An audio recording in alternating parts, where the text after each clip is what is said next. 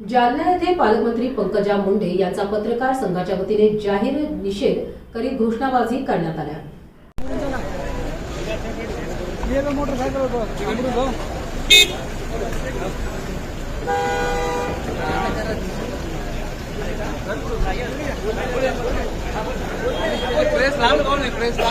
पत्रकार एक छुटीचा पत्रकार एक छुटीचा पालकमंत्र्यांचा पालकमंत्र्यांचा पत्रकार एक छुटीचा पत्रकार एक छुटीचा पालकमंत्रीचा पालकमंत्रीचा